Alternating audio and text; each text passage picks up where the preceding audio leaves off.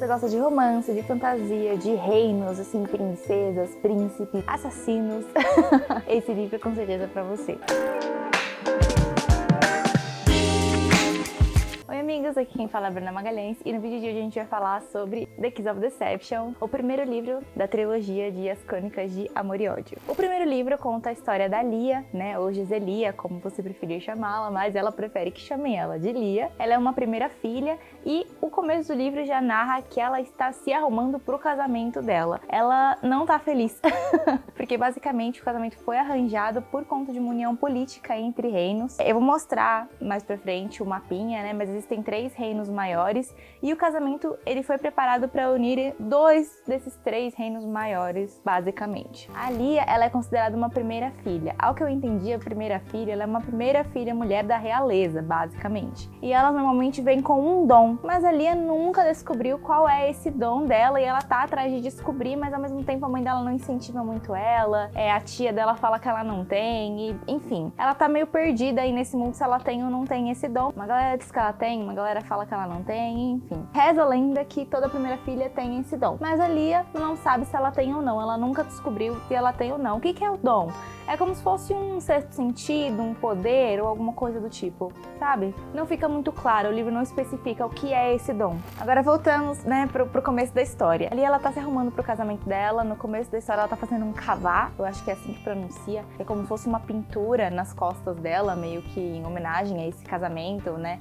Como se fosse uma homenagem ao reino dela, né, já que ela vai se juntar a outro. E a história começa dessa forma. O que acontece? A Lia não quer se casar. O que ela faz? Ela se junta com uma amiga dela, que é como se fosse uma ama dela ali, né? Uma das damas de companhia dela, e ela foge. Dá licença? Senhora? Para um reino próximo ali do dela, não esses reinos maiores, mas como se fosse uma cidadezinha ali próxima de Morrigan, né? Que é o reino dela. Ela cata o cavalo, meu amor. E tchau. Então ela e a Pauline vão embora. Isso traz, obviamente, muitas consequências, porque o pai da Lia, ele é um rei muito severo nesse sentido. Apesar de ele amar a filha dele, ele é mais rei do que pai. Então, assim, ela se coloca entre a cruz e a espada, digamos assim. A situação fica bem feia pra ela. A situação fica mais feia ainda porque esse casamento ele traria uma união política e traria também a paz entre os reinos. Então você imagina, a sua filha vai casar com um príncipe de um outro reino para trazer paz entre os reinos. Aí a menina foge. Então assim... Não ajudou muito, amiga. Entendeu? O que acontece? Esse príncipe que ela ia se casar, que é do outro reino, que é do reino de Dalbreak, Dalbreak, não sei, enfim. Ele se sente na obrigação de ir atrás da Lia, né? E acaba que ele vai atrás dela assim. Será que ele acha ela?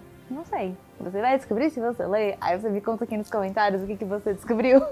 Só que em contrapartida, meus amigos, não só o príncipe vai atrás dela, outra pessoa vai atrás dela. Lembra que eu comentei que existiam 3 reinos maiores? Pois é, Morrigan, que é de onde a Lia veio, Dalbreak, que é de onde o príncipe, né, foi atrás dela pra caçar a bichinha, pra falar... A minha amiga, pelo amor de Deus, volta. E existe um outro lugar que se chama Venda, e de lá saiu nada mais, nada menos do que um assassino à procura de Lia, para impedir que ela voltasse, né, arrependida, volta com arrependida. Volta o cão arrependido. Com seu osso ruído e com o rabo entre as patas. Para impedir que ela se arrependesse e voltasse para Morrigan, tipo, não, realmente vou voltar e vou me casar com o príncipe, né, para restabelecer essa união.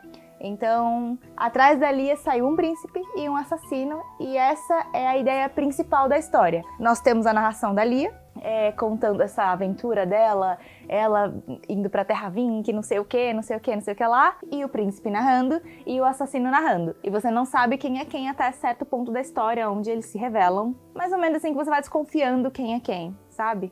E em um certo ponto você descobre quem é. Eu pedi spoiler pra alguém, pra uma amiga, que eu não me aguentei. Mas eu acertei. Esse aqui é o livro, mostrando ele com um pouquinho mais de detalhes.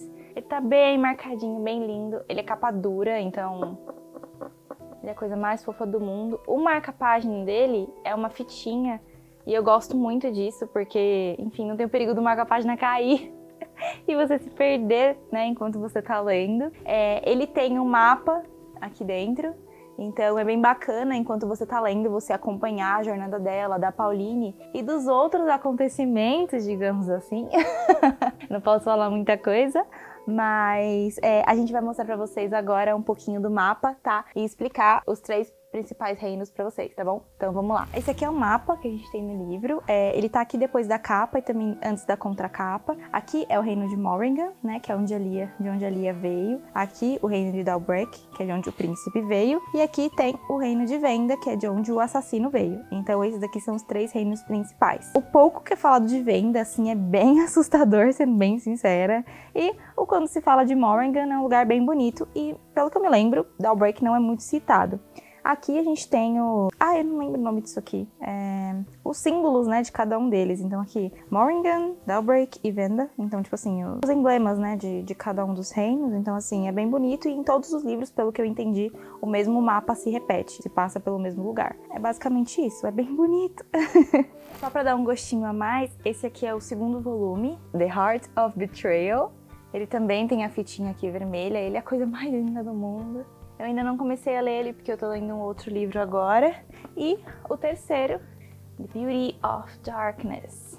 Ele também tem uma fitinha, mas a fitinha desse é azul. Nem tirei ela daqui. A fitinha desse é azul. Ó, é linda, linda, linda. E é isso, essa é a trilogia das Crônicas de Amor e Ódio. Agora vamos às minhas considerações sobre a história. Como eu comentei, a narração ela fica variando entre a Lia, o príncipe e o assassino, então você só descobre em um certo ponto da história quem é quem. E eu pedi spoiler pra uma amiga minha, né, pra saber quem era quem, e o meu palpite estava certo, legal. Fiquei feliz. Eu não aguentei esperar até descobrir quem era quem. A narração dos dois não dá pra você entender quem é quem. Eles não deixam explícito o que acontece. É difícil explicar, mas eles só se revelam mais pra frente quem é quem. Com base nas atitudes de cada um, um é mais sombrio, o outro é mais encantador, charmoso. Dá pra você perder e falar, caramba, eu acho que eu sei quem é quem. Mas assim...